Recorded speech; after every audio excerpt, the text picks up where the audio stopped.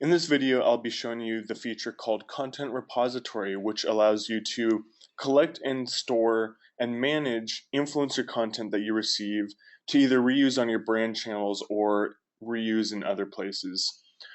So you'll see at the top here a bunch of filtering options, but first I'll show you how to get content into the content repository.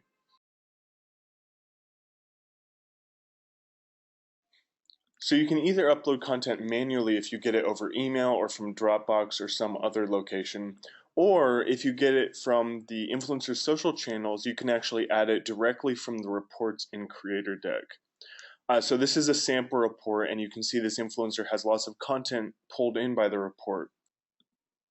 So if I click this icon right here, that will allow me to add a description as well as tags, and these tags will be filterable in the content repository. I'm also able to set usage terms. If the influencer has limited the amount of time that you can use the content on other channels, you can set that here. If that's not an issue for you, you can just use perpetual usage and the rights will never expire. You'll also notice that we have the engagements from the actual social platform. If those are pulled into the tool, those will also be saved in the content repository.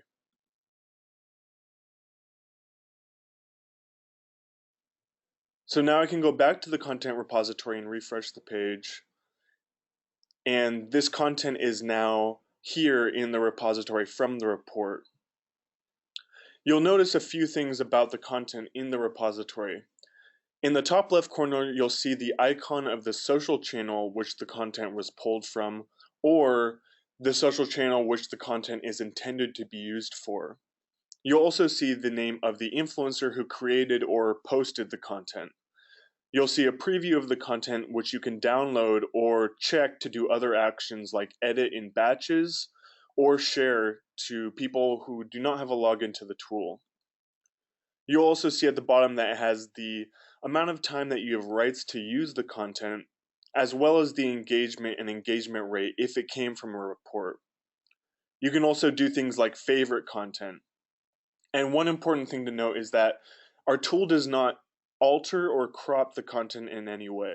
It is taken exactly as it exists on the social channel in the aspect ratio that it was posted.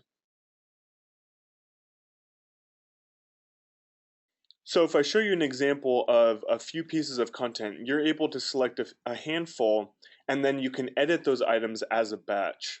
This allows you to set a description or even a tag that will apply to all of the items of content that you have selected.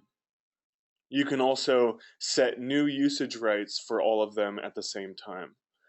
If I add this tag, now when I click into any of these, it will have the tag of food added without replacing the previous tags that were on that post.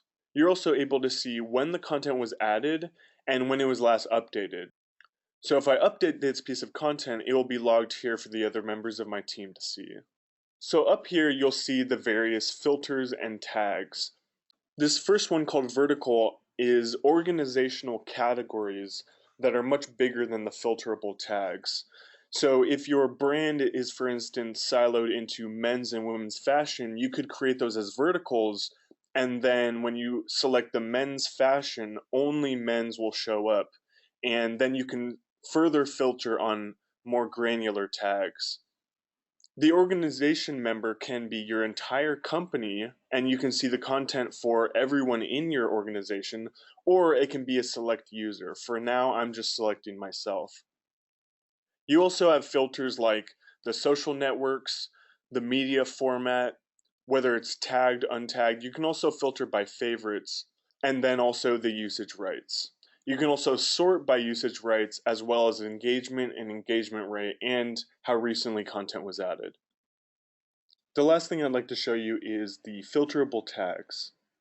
So if I click in here, these are the tags I've used in my content repository, and this number represents the number of content items which have that tag applied to it. If I choose two tags here and apply them, you can see that only content which has both tags applied shows up, and that's because I have it set to match all tags.